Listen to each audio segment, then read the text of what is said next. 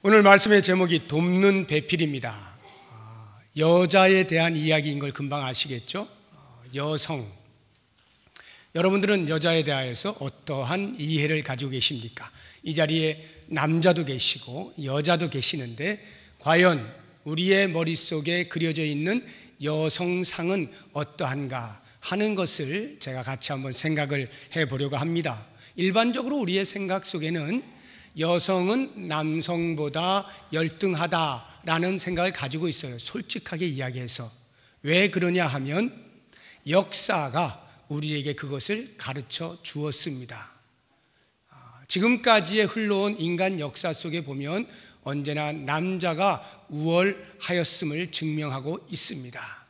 아주 가끔 드물게 오늘날의 필리핀과 같은 나라는 여성이 그 주권을 가지고 있는 그런 나라라고 알고는 있습니다만 대부분은 거의 남성이 지배하는 그러한 사회 구조를 가지고 있는 것을 부인할 수 없습니다.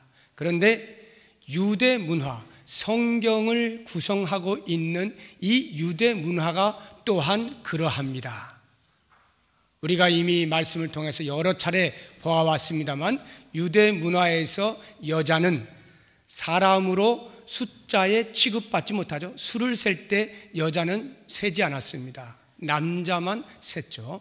이렇게 남성과 여성은 기본적으로 사회 신분상의 차이가 있었습니다. 우리나라는 어떤가요? 우리나라도 마찬가지죠. 요즘은 참 많이 좋아졌죠. 여성 신장해서 그 여권을 신장하는 그런 일들이 많이 생겨나서 개선이 되었습니다만 불과 얼마 전까지만 해도 지금 연세가 드신 분들은 지금도 여전히 머릿속에 그대로 그것이 인식이 되어 있을 거예요. 아마 우리 권사님들도 아마 동일한 생각을 가지고 있을 것입니다. 남편은 하늘이다 이런 생각 가지고 있고요. 그것이 유교 문화죠. 우리나라는 유교 문화입니다. 대표적으로 유교 문화에서 여성이 남성보다 열등하다는 것을 증명하는 것 중에 하나가 칠거지약 아닙니까? 결혼을 해서 시집을 왔습니다. 그래서 결혼 생활을 하는데 이혼을 할 수 있는, 일방적으로 남자가 자기의 아내를 내쫓을 수 있는, 그걸 소박이라고 그러죠. 소박할 수 있는 7가지 요소들, 이게 이제 칠거지약이죠. 7가지 악이라 이렇게 표현을 했는데요. 예를 들면 시부모님을 잘 못 모시는 것, 칠거지약 중에 하나였습니다. 아이를 못 낳는 것, 칠거지약 중에 하나였습니다. 그러니까 그런 상태에서는 얼마든지 내쫓아도 아무도 뭐라 하지 않는 것입니다. 심지어는 질투하는 것, 말이 많은 것도 칠거지약 중에 하나였습니다. 그런 걸 보면 성경이 구성하고 있는 유대 문화와 우리나라가 구성하고 있는 이 유교 문화는 대단히 유사하다는 것을 알 수가 있어요. 여성에 대해서 적어도 상당히 유사한 점이 많죠. 예수님 당시에 그 유대 문화 또는 유대의 어떤 그 학풍을 이어갔던 큰 양대 산맥이 있는데 하나가 샴마이 학파고 또 다른 하나가 힐렐 학파입니다. 이 두 사람은 랍비의 이름이에요. 선생님의 이름인데 위대한 선생님들이죠. 이분들을 중심으로 학파가 형성이 되었는데 샴마이 학파는 대단히 보수적인 학파입니다. 반대로 힐렐 학파는 진보적인 학파예요. 진보적이라는 것은 생각이 좀 개방되었다라고 하는 것이죠. 그런데 놀랍게도 이 진보적인 학파였던 힐렐 학파에서조차도 여자에 대해서 이야기를 할 때는 얼마나 신랄한지 알 수가 없습니다. 지금 우리가 들으면 웃을 수밖에 없는 그런 내용으로 얼마든지 이혼의 사유를 걸었습니다. 그것 중에 하나가 뭐냐면 아내를 어느 날 바라봤어요. 그런데 그 아내가 자기의 눈에 더 이상 아름답게 비춰지지 않는 거예요. 야, 늙었네? 이러는 순간 집에 가 할 수가 있었어요. 안 우습습니까? 또는요, 빵을 굽는데 빵을 태웠어요. 그러면 집에 갈 수 있어요. 뿐만 아니라 죽을 끓이는데 그 죽에서 막 냄새가 나게 죽을 끓였어요. 그러면 역시 쫓아낼 수 있어요. 이혼의 사유가 된단 말입니다. 이게 예수님 당시에 진보주의에 속해 있는 학파에서조차 이야기하고 있는 것이라고 한다면 하물며 정상적인 유대 문화에서의 여자의 위치가 어땠겠는가라고 하는 것은 말을 더 이상 할 필요가 없지 않겠어요? 바로 그러한 상황에서 성경은 유대 문화를 배경으로 하여 기록이 되어져 있죠. 그래서 그런지는 모르겠습니다만 성경에서조차 그와 같은 여성의 열등함에 대하여 입증을 해주는 듯이 보이는 그와 같은 구절들이 많이 있고 그와 같은 개념들이 많이 있습니다. 몇 가지를 한번 소개를 제가 해보죠. 오늘 우리가 읽은 창세기 2장에 나오는 이 말씀 가운데 돕는 배필이라, 듣는 순간 열등하다는 게 느껴지지 않습니까? 돕는 배필에 불과한 거예요. 3장을 한번 넘겨보십시오. 3장 16절입니다. 같이 한번 읽어볼까요? 시작. 또 여자에게 이르시되 내가 내게 임신하는 고통을 크게 더하리니 내가 수고하고 자식을 낳을 것이며 너는 남편을 원하고 남편은 너를 다스려라. 다스림을 받는 존재, 당연히 열등하죠. 고린도전서를 한번 찾아보겠습니다. 고린도전서 11장입니다.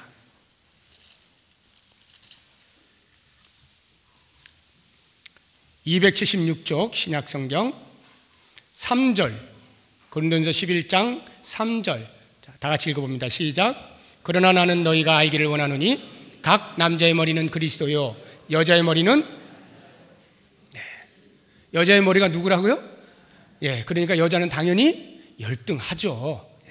한 군데만 더 찾아보겠습니다. 에베소서입니다. 5장. 오늘 새벽에 그 본문의 말씀을 보진 않았습니다. 그 다음을 보았는데 다 연관이 됩니다. 에베소서 5장 22절입니다. 같이 읽습니다. 아내들이여 자기 남편에게 복종하기를. 24절 시작. 그러므로 교회가 그리스도에게 하듯 아내들도 범사에 자기 남편에게, 누가 누구에게 복종합니까? 아내가 남편에게. 그러니까 아내는 남편에 대하여 당연히 열등하죠. 자, 이와 같은 성경의 구절들, 이와 같은 개념들이 성경 안에 역력히 나타나 있고, 제가 대표적으로 몇 구절만 봤습니다만 그 외에도 더 많은 구절들에서 여성들은 남성에 비하여 열등한 것에 대해서 많이 이야기하고 있습니다. 그래서 이 성경을 가지고 가르쳐 왔던 많은 교회 지도자들도 동일한 가르침을 한 것입니다. 이것이 아무런 부담 없이 스스럼 없이 가르쳐질 수 있었던 것은 우리 유교 문화와도 딱 맞아 떨어졌기 때문입니다. 그래서 지금부터 제가 말씀을 드리려고 하는 성경에서 말하고 있는 여성상이 과연 무엇이냐 라고 하는 것을 말씀드릴 때 아마 듣기 거북스러우신 분들이 꽤 많으실 거예요. 연세 드신 분들은 다 거북스러우실 거예요. 남자분들도 거북스러울 거고 여자분들도 거북스러울 거예요. 내 생전 머리털 나고 이런 말 처음 들어봤다 이러신 분들이 분명히 계실 겁니다. 아무리 그래도 그렇지 남편은 하늘인데 저 젊은 목사가 말이야, 이러실 수 있는 위험한 요소가 있어서 제가 이 본문을 건너뛸까 말까를 많이 고민하다가 그래도 한 번은 짚어야 되겠다라고 생각이 들어서 용기를 냈습니다. 혹시라도 돌은 던지지 마십시오. 마음에 상처가 있으신 분들 개인적으로 찾아오시면 제가 더 자세하게 설명을 드리고, 지금은 시간이 한정되어 있기 때문에 아주 제한된 몇 가지만 가지고 성경이 말하는 여성상을 한번 같이 생각을 해보도록 하겠습니다. 자, 오늘 우리가 읽은 이 말씀 가운데 본문 창세기 2장에 돕는 배필이라 라고 하는 이 말씀을 가지고 우리들도 모르는 사이에 자연스럽게 여자가 남자를 보완해 주는 존재라는 생각을 갖게 되고 그렇게 배워왔습니다. 그런데 이 돕는다는 말을 가만히 생각해 보시면요, 누가 누구를 돕느냐라고 할 때에 두 가지가 있어요. 하나는 약한 사람이 강한 사람을 돕는 일이 있죠. 엄마가 아들한테 이야기합니다. 얘야, 아버지 지금 저거 일하시는데 네가 좀 도와드려. 아버지가 훨씬 잘하죠. 그러나 손이 좀 필요하니 손 좀 빌려드려라, 도와드려라, 이렇게 약한 자가 강한 자를 돕는다라고 할 때도 돕는다는 말을 쓰고요. 그러나 반대로 강한 자가 약한 자를 돕는다 할 때도 역시 우리나라 말에는 돕는다라는 말을 씁니다. 없는 자가 있는 자를 돕습니까? 아니죠. 가진 자가 없는 자를 돕죠. 그런 차원에서 힘이 있는 자가 힘이 없는 자를 돕는 이러한 관계도 있는 것을 기억하십시오.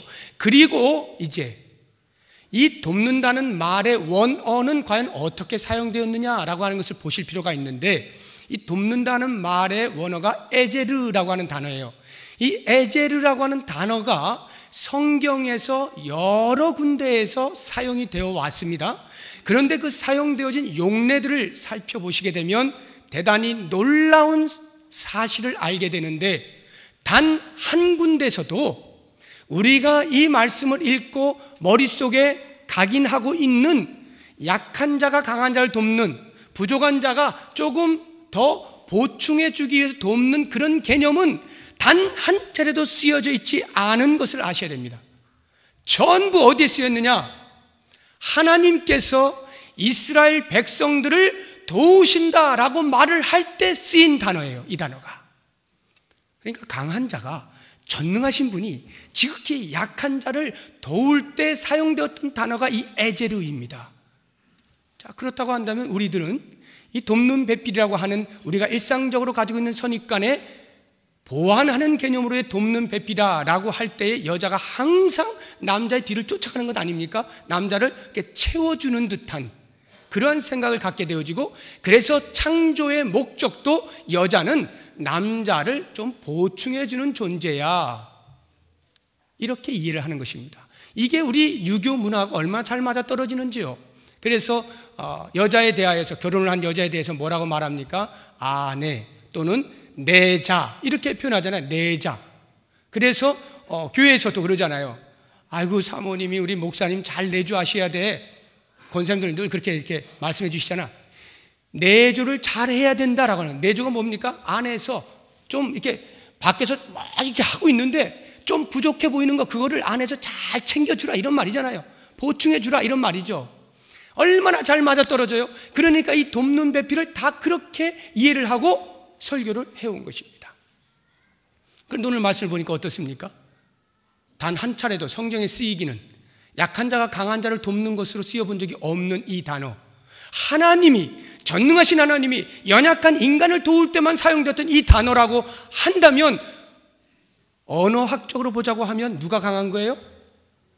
여자가 강한 거지. 여자가 강한 거예요. 그러니까 남자가 강한데 그 강함에 약간 부족한 부분을 채워주는 존재로 생각하면 크게 착각을 하는 것이죠. 또 한 가지, 여자가 돕는 배필이다, 보충해주는 존재다라고 여기게 되어지는 것 중에 하나가 뭐냐 하면, 봐라, 여자는 지어질 때 남자의 갈빗대에서 빼서 나온 거 아니냐. 갈빗대 한 대밖에 안 되잖아. 그리고 나중에 지어졌잖아 라고 하는 것으로 주장을 합니다만, 하나님께서 천지를 창조하실 때 순서를 보십시오. 사람이 언제 창조가 되죠? 6일째 가운데서 마지막 날 6일째 창조가 되죠. 그것도 6일째에는 짐승도 창조하고 사람도 창조하시는데, 짐승 다 창조하고 맨 마지막에 사람 창조하거든요. 무슨 말이에요? 창조가 점점 고급해지고 있는 것을 보시지 않습니까? 가장 하나님의 형상대로 지음받은 고급한 존재인 사람을 창조의 마지막에 지었다라고 한다면, 그 사람, 아담 지어진 이후에 지어진 여자는 어때요? 더 고급하죠. 더 고급한 존재 아니에요? 나중에 지어졌기 때문에 따라오는 존재가 아니라, 그렇게 보자면 여자가 더 고급한 존재로 지음받았다, 이렇게 밖에는 설명을 할 수가 없는 것입니다. 자, 그렇게 볼 때에 하나님께서 그러면 왜 돕는 배필을 지으시겠다라고 했을까 하는 것에 대한 진정한 의미를, 그리고 돕는다는 말의 의미가 무엇인가 하는 것을 우리가 말씀을 다시 한번 보기를 원합니다. 본문을 다시 보시게 되면 하나님께서 말씀하시죠. 18절에 사람이 혼자 사는 것이 좋지 아니하니 내가 그를 위하여 돕는 배필을 지으리라. 아담을 지어놓고요, 마지막 6일째에 아담을 지어놓고 일정한 시간이 흘러서 혼자 있거든요. 아, 보기가 안 좋네 하고는 여자를 지은 거예요. 자, 그러한 이제 창조 순서인데, 그렇게 해놓고 곧바로 22절로 이렇게 21절로 넘어가면 가장 이제 자연스럽죠? 돕는 배필을 지어야 되겠다 하고 21절에 여호와 하나님이 아담을 깊이 잠들게 하시니 잠들매, 이렇게 해서 이제 갈빗대 하나를 뽑아서 만들었다 하면 되는데, 그 사이에 19절과 20절이 끼어 들어가 있잖아요. 근데 그 19절과 20절은 돕는 배필을 지어야 되겠다라고 하는 것과는 전혀 관계가 없는, 짐승들이 다가오고 있는데 이름 지어준 사건이 들어와 있는 거예요. 아무런 관련이 없어 보이지 않습니까? 그런데 그게 깊은 관련이 있어요. 돕는 배필을 지어야 되겠다라고 생각을 하시고 아담을 끌고 갑니다. 그리고는 모든 각종 동물들이 쫙 오게 만들어요. 그리고 아담이 보는 순간에 그 지각을 사용해서 가장 적절한 이름들을 탁탁 던져줍니다. 그 이름을 던져주는 그 과정 속에서 아담이 무엇을 생각했을까요? 야, 저 동물들도 짝이 있는데 나는 왜 짝이 없나, 이 생각하지 않았겠어요? 쟤네들도 짝이 있는데 나 짝 필요해 라고 하는 생각을 갖게 만드시는 것이고요. 또 다른 하나는 20절을 보십시오. 20절 뒷부분을 보시면 이름을 다 지어준 다음에 아담이 돕는 배필이 없으므로 이렇게 말하지 않아요? 이 말의 의미가 무슨 말이냐면, 아담이 이름을 다 지어주면서 그 사이에 뭘 했느냐 하면 혹시 내 짝 없을까 찾아본 거예요. 일일이 찾아보는데 아무리 살펴봐도 동물들에게서는 자기 짝을 찾을 길이 없는 거예요. 왜요? 급이 다르니까. 동물하고 사람은 급이 다르니까 아무리 찾아보려고 해도 배필이 없네요. 그게 바로 돕는 배필이 없으므로, 그래서 아담 스스로 어떻게 할 수 없는 이것에 대하여 하나님이 간섭을 하시는 것입니다. 그래서 아담을 잠들게 하고 갈빗대 하나를 취하여서 여자를 만들어 아담에게로 이끌어 오신 거예요. 자, 이렇게 볼 때 이제 우리는 생각을 해야 됩니다. 하나님께서 돕는 배필이라고 말씀하실 때 그 돕는 배필은 과연 무엇일까? 무엇을 의미하는 것일까? 왜 절대적으로 여자가 남자에 열등하지 않은 존재이냐라고 하는 것은 이미 창세기 1장 26절에서 우리는 보아왔습니다. 하나님께서 사람을 창조하시되 우리의 형상을 따라 우리의 모양대로, 하나님의 형상을 따라 하나님의 모양대로 사람을 창조하시되 남자와 여자를 창조하시고, 남자와 여자 둘 다 똑같이 하나님의 형상으로 지음받은 존재인 것입니다. 그렇게 볼 때에 어느 누구에게 종속되거나 하위에 있는 우등과 열등을 가릴 수 없는 존재인 것을 금방 아시겠죠? 하나님의 형상에 어찌 우등과 열등이 있겠어요? 우열이 어디 있겠어요? 동등한 것입니다.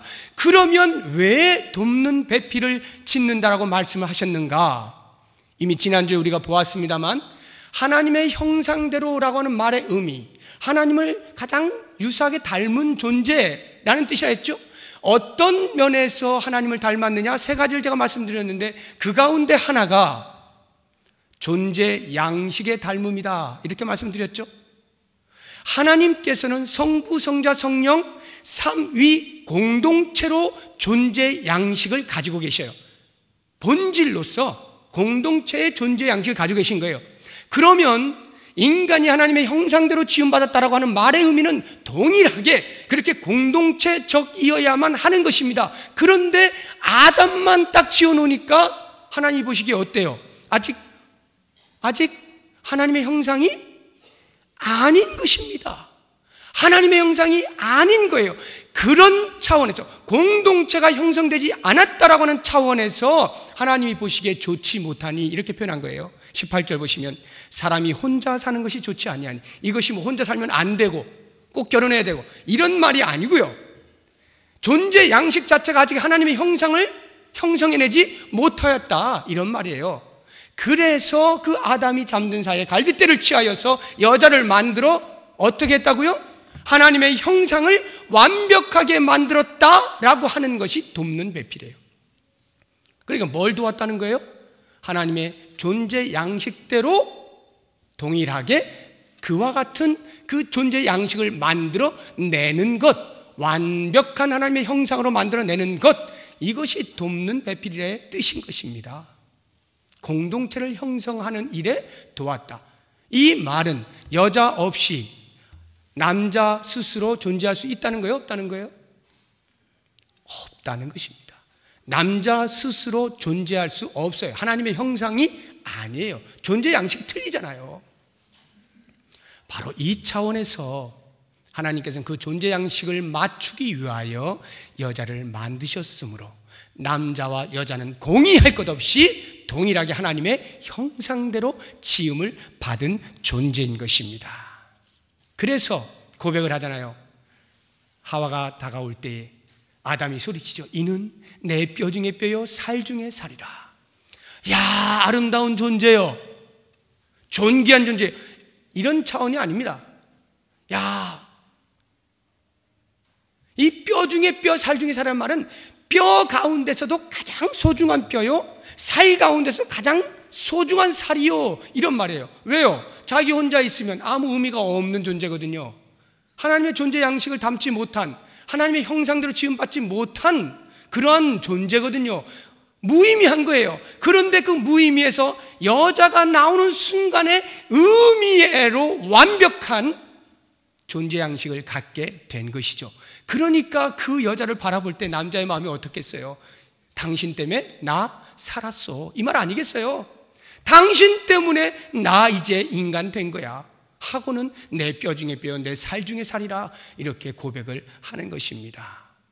이와 같이 공동체라고 하는 이 존재 양식을 위하여 돕는 존재라고 할 때에 그것은 90% 남자가 차지하고 있고 여자가 10%만 메꿔주면 되는 이런 존재가 아니다 하는 것을 금방 알 수가 있게 되는 것입니다.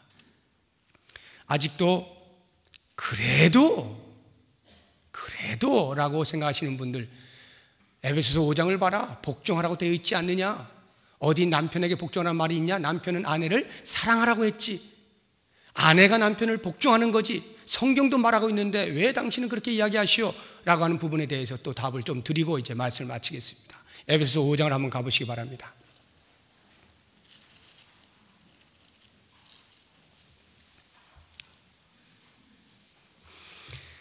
에베소서 5장 22절부터 33절까지는 아내와 남편에 대한 관계에 대하여 사도 바울이 권면하고 있는 내용입니다. 그리스도 안에 새로운 피조물이 되어진 성도는 성도와 성도 간에, 사람과 사람 간에 어떠한 관계를 가지며 살아야 할 것이냐라고 하는 것을 교훈하시면서 말씀하고 있는 내용입니다. 그런데 이것을 따로 떼어서 아내와 남편에게 주는 교훈으로만 이해를 하시면 조금 곤란합니다. 6장을 보시게 되면 그 다음 이어서 계속하여 자녀와 부모에 대한 이야기가 나오지 않습니까? 그리고 그 다음 5절부터 보시게 되면 종과 상전에 대한 이야기가 나오지 않습니까? 지금 계속하여 사도 바울은 관계에 대하여서 권면을 하고 있는 거예요. 교훈을 하고 있는 거예요. 그런 차원에서 부부관계, 부모와 자녀관계, 종과 상전의 관계를 예로서 이야기하고 있는 거예요. 그러면 그 관계를 어떻게 해야 되느냐라고 하는 원천적인 사도 바울이 이야기하고 싶은 전제가 있을 거 아니에요. 명제가 있을 거 아니에요. 그게 무엇입니까? 21절입니다. 21절 보시죠. 에베소서 5장 21절 같이 읽어보겠습니다. 시작. 그리스도를 경외함으로, 다시 한번 크게 시작. 이것이 사도 바울이 사람에게, 그리스도를 안 사람, 그리스도를 따르는 사람, 성도들에게 요청하는 관계의 핵심이에요. 그리스도를 경외함으로, 신자냐? 이 말이에요. 너 그리스도를 따르는 자냐? 너 그리스도를 섬기는 자냐? 그러면 어떻게 하라고요? 피차 서로 복종하라 라고 하는 이 대명제를 걸어놓고 서로 복종한다는 것이 무엇을 의미하느냐라는 것을 설명하기 위하여, 자 보자, 부부간에는 이러이러해야 되고, 부모와 자녀간에 이러이러해야 되고, 사회에서 종과 상전은 이러이러해야 한다, 이것이 바로 피차 복종한다는 말의 의미다 라고 가르쳐 주시는 거거든요. 그러니까 이 피차 복종한다라고 하는 큰 전제 아래서 부부간의 관계를 이야기하고 있는 거예요. 그때 어떻게 이야기하시냐 하면은 마치 그리스도와 교회의 관계를 설명하는 것입니다. 아내들이요, 교회가 그리스도에게 하듯 하십시오. 22절의 원문이 그렇게 나와 있어요. 22절의 원문에는 복종하라는 말 없어요. 아내들이여, 교회가 그리스도에게 하듯 남편에게 하십시오, 이 말입니다. 남편들에게 요구하는 것이 무엇입니까? 남편들이여, 예수님께서 교회를 사랑하는 것처럼 아내들을 사랑하십시오 라고 말하고 있는 것입니다. 자, 바로 이 말 때문에 21절의 그 대전제를 우리가 놓치고 있었기 때문에 부부간의 관계에서만 이야기하다 보니까 계속 이분법적인 거예요. 봐라, 아내는 남편에게 복종하고 남편은 아내에게 사랑을 주고, 이 관계가 가장 아름다운 관계야, 이것만 하면 돼 라고 가르쳐 왔던 것입니다. 그리고는 좀 그래도 여성의 그 어떤 여건을 신장시켜주는 그런 발언을 하시는 분들의 이야기는 인격적으로 동등합니다. 남자 여자는 차별이 없습니다. 단지 역할의 차이만 있을 뿐입니다. 단지 남자는 여자의 머리일 뿐입니다. 역할의 차이를 이야기하지만 사실 그 역할의 차이를 말하는 순간 이미 그 마음 깊은 곳에는 우등과 열등, 우열을 가려놓고 있는 것입니다. 굉장히 무서운 거예요. 그러면 사도 바울이 지금 이야기하고 있는, 왜 아내들에게는 복종하라고 말을 하고 남편들에게는 사랑하라는 말을 했을까? 지금 사도 바울은 모든 사람에게 말하고 싶은 거예요. 피차 복종하라, 피차 복종하라. 그런데 당시에 아내들은요, 남편에게 복종하는 것 아무런 문제가 안 됐어요. 왜요? 그 사회가 그렇게 요구를 하고 있었기 때문에. 기본적으로 다 복종하고 살고 있었어요. 그 당시에 전부 복종하고 살고 있었습니다. 그러면 아내들에게는 무엇을 이야기한 것이냐? 그리스도 안에 들어온 여러분들, 여성들이요, 당신들 지금까지 사회에서 남편에게 복종하는 말 들어왔죠? 그러나 그 복종이라고 하는 것은 당신들이 생각하는 어쩔 수 없이 사회가 요구하기 때문에 강압적으로 할 수 없이 그렇게 복종하지 마시고 그리스도를 경외함으로, 그리스도를 믿는 마음으로 피차 복종하는 자원하는 영으로 복종하십시오, 이렇게 가르치는 거예요. 딱 그거 3절 통하여 가르치고 난 다음에는 그 다음 남자들에게 이야기하기 시작하는데요, 남자들에게는 뭐라고 이야기한다고요? 사랑하라고요. 이게 오늘날의 우리들에게는 별로 크게 안 들려요. 그럼 사랑해야지, 여자를 사랑해야지 남자가, 이런 생각이 들지만요, 그 당시에 남자들에게 이 말은요 충격 그 자체입니다. 왜? 당시의 남자들은 여자를 사랑하는 대상으로 여기지 않았습니다. 지배하는 대상으로 여겼어요. 언제나 그들은 남자들에게 복종하는 존재로 여겼지 사랑하는 존재로 여기지 않았어요. 그런데 그리스도 안에 들어온 모든 남자들이요, 당신들은 여자들을 지금부터, 당신들은 아내들을 지금부터 사랑해야 합니다 라고 할 때 그들은 아마 큰 망치로 머리를 두드려 맞은 그러한 충격을 받았을 거예요. 이 사랑하면은 왜 그러면 사도 바울은 남편들이여 아내에게 복종하십시오, 그 대전제의 말씀을 그대로 말하지 않았을까요? 그것은 당시의 그 남자들이 워낙이 우월했기 때문에 그 우월함을 깨뜨리기 위하여 당신들은 이제 그리스도 안에 새로운 사람이 되어서 아내에게 복종하는 정도로 안 돼요. 당신들은 사랑해야 됩니다 라고 말하고 있는 것입니다. 다시 말하면 그 사랑함에는 복종이 포함되어 있는 거예요. 이걸 아셔야 돼요. 왜요? 사랑함은 자기의 몸을 던져 희생시키는 것이 포함되어 있잖아요. 그리스도께서 교회를 위하여 하듯 하는 거잖아요. 예수님께서 어떻게 하셨나요? 교회를 위하여서 몸을 던지셨잖아요. 그것이 교회가, 성도가 그럴만해서 그러한가요? 아닙니다. 전혀 사랑받을 만한 근거가 없는 때, 오히려 하나님과 원수되어 있는 때, 당신 스스로가 십자가에 못 박히는 온몸을 던지는 희생을 통하여 그 사랑을 보여주심으로 이미 여자에 대한 존귀함, 그것이 그리스도의 그 희생 가운데 들어있는 거예요. 다시 말하여 남편이 그리스도가 교회에 대하여 한 것 같이 하라는 말 속에는 이 복종의 수준을 넘어서는 걸 요구하고 있는 것입니다. 대단히 무서운 거예요. 과연 정말 사도 바울이 그런 뜻으로 말을 했을까요? 그렇습니다. 우리 같이 한번 또 찾아보죠. 갈라디아서 5장입니다. 에베소서 바로 앞에 있습니다. 갈라디아서 5장.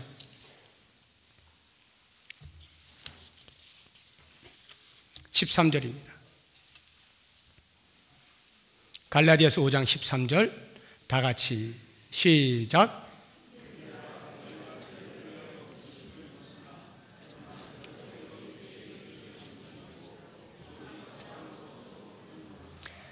얼마나 똑같은 말씀이 있습니까? 보다 선명하게 나타나 있죠. 형제들아, 너희가 자유를 위하여 부르심을 입었으나 그러나 그 자유로 육체의 기회를 삼지 말고 오직 사랑으로 어떻게 하라고요? 서로 종노릇하라. 이거예요. 그러니 부부의 관계에서도 어떻게 하라고요? 서로 종노릇하는 것입니다. 그런데 그 근간이 뭐라고요? 사랑이라고요. 사랑으로 서로 종노릇하라. 에베소서 5장 22절에 나오는 말씀, 그 이하에 나오는 말씀, 부부간의 관계를 말씀하는 것은 바로 이겁니다. 사랑을 근간으로 하여 서로 피차에 복종하라. 이것이 사도 바울이 정말로 이야기하고 싶었던 내용인 것입니다. 우리가 창조 때에 지음받은 인간의 존엄성을 다시 한번 생각해 봤으면 좋겠습니다. 하나님의 형상대로 지음받은 남자와 여자입니다. 조금의 차등이 없어요. 조금의 차등이 없어요. 그런데 이 하나님의 형상이 죄악으로 말미암아서 일그러졌습니다. 변질되었어요. 왜곡되었습니다. 그때로부터 곧바로 어떤 일이 벌어집니까? 창세기 3장 우리가 아까 본 것처럼 하나님께서 여자여 당신은 남자를 원하고 남자는 여자를 다스릴 것이다. 죄악의 결과입니다. 강한 자가 약한 자를 다스리는 그러한 관계가 되어져 버린 거예요. 죄악의 결과예요. 이것을 누가 회복을 시키시는 거예요? 예수 그리스도께서 회복을 시키신 거죠. 예수 그리스도께서 십자가에 못 박혀 돌아가심으로 우리의 일그러졌던 하나님의 형상이, 우리의 왜곡되어지고 변질되어졌던 하나님의 형상이, 그래서 강한 자가 약한 자를 지배하고 있는 자가 없는 자를 무시하는 이와 같은 사회의 현상에서 그리스도께서 십자가에 못 박히심으로, 그것이 아니라 하나님께서 최초에 천지를 창조하시고 인간을 창조하실 때는 바로 이와 같은 정신으로 창조했노라 하고는 하나님의 형상을 회복시켜 주시는데, 그게 바로 동등함입니다. 갈라디아서 3장을 한번 더 보겠습니다. 갈라디아서 3장 28절입니다. 갈라디아서 3장 28절 다 같이 큰 소리 읽겠습니다. 시작.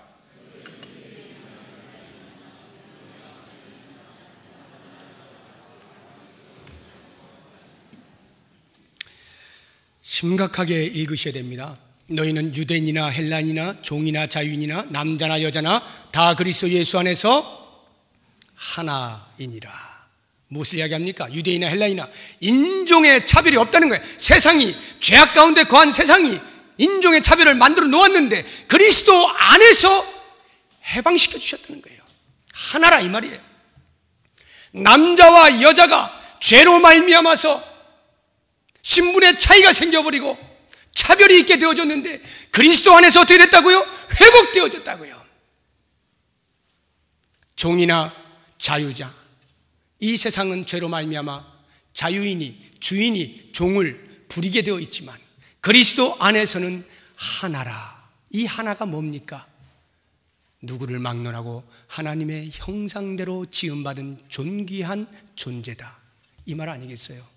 바로 이와 같은 것을 사도 바울이 천명하고 있는 것입니다. 그러므로 사랑하는 여러분, 이제 여러분들이 혹시 지금까지 마음속에 가지고 계셨던 선입관들, 선지식들이 아무래도 이러나 저러나 여자는 조금 교회에서 좀 잠잠해야지, 그 잠잠하라는 것도 좀 다 말씀을 드리고 싶습니다만 시간 관계상 못하고, 아무튼 가정에서든지 교회에서든지 사회에서든지 여성은 남성을 따라가는 존재로 지음받은 적이 한 번도 없다는 것이 성경의 가르침입니다.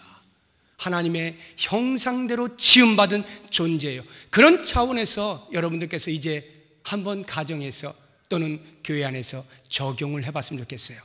과연 우리가 생각하고 있는 여성상은 어떠한가? 지금 현재 역할을 맡고 있는 부분에서의 여성은 어떠한가?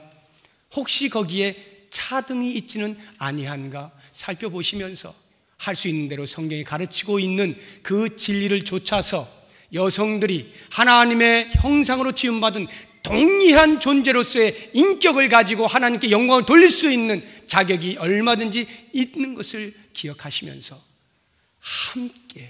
함께 사랑으로 종노릇하면서 하나님의 나라를 이루어갈 수 있는 귀한 가정, 귀한 교회 되시기를 주의 이름으로 부탁드립니다. 기도하겠습니다. 하나님 아버지, 하나님께서 우리들을 사랑하셔서 하나님의 형상으로 지어주셨지만 죄로 말미암아 갖가지 차별된 삶을 살아왔던 우리들에게 예수 그리스도를 통하여 다시 한번 하나 되는 은혜, 하나님의 형상대로 지음받은 원래의 창조 정신을 회복하게 하시니 감사합니다. 아직도 우리의 삶 가운데 세상이 주고 있는 선지식과 선입관으로 잘못 생각하고 있는 부분이 없지는 않은지 잘 살펴보고 교회가, 가정이, 이 사회가 새롭게 하나님의 나라를 이루어갈 수 있는 사랑으로 빚자 종노릇하며 그 나라를 이루어갈 수 있는 귀한 복을 허락하여 주시옵소서. 오늘 함께 참여하여 예배하는 모든 새가족들 은총을 베푸시고 믿음의 뿌리를 깊게 내릴 수 있게 하시고 슬픔을 당한 귀한 가정에 하나님께서 위로하여 주심으로 하나님만 온전히 신뢰하며 살아가는 평생의 삶의 다짐이 있게 하시고 결혼하여 하나님을 주인으로 모시는 귀한 가정 이루는 복된 가정에 주인께서 영원토록 주인 되셔서 아름다운 가정 이루게 하여 주시옵소서. 예수 그리스도의 이름으로 기도드립니다. 아멘.